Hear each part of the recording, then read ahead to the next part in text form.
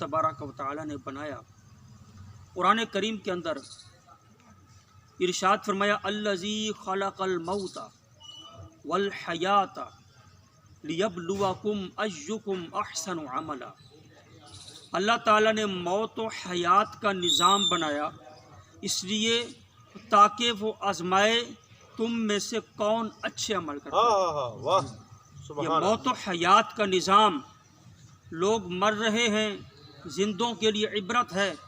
जिंदों के लिए जो ज़िंदा हैं वो इससे इबरत हासिल करें कि आज ये फौत हुआ, कल हमारा वक्त आएगा, तो इसलिए वो अच्छे अमल करें। ये अल्लाह ताला ने कुरान में हिकमत बयान की।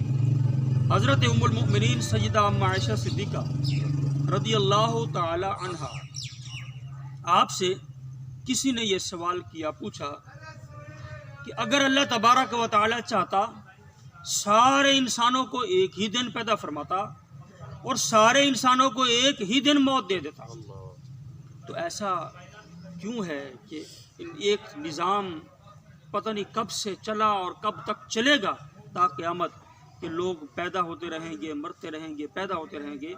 तो सय्यदा अम्मा आयशा सिद्दीक़ा रज़ियल्लाहु अन्हा ने इसका जवाब ये दिया कि अल्लाह तबारक व तआला अगर सारे इंसानों को एक ही दिन पैदा फरमाकर एक ही दिन जो है उनको मौत दे देता तो फिर हमें इबरत हासिल ना होती।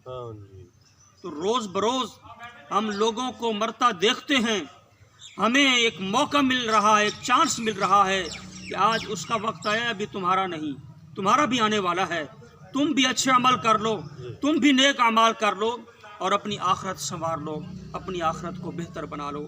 ये एक मौत व हयात का निज़ाम भी हमारे लिए दर्स है, हमारे लिए सबक है, और हमें जहाँ इस जहान के अंदर, कायनात के अंदर इबरत की बड़ी बड़ी निशानियाँ मिलती हैं जो हम देखकर हम भी अपने आप को सुधार सकें, वहाँ लोगों की मौत को देखकर भी हम अपने आप को सुधार सकते हैं। ये भी हमें अपने आप को सुधारने का एक मौका है।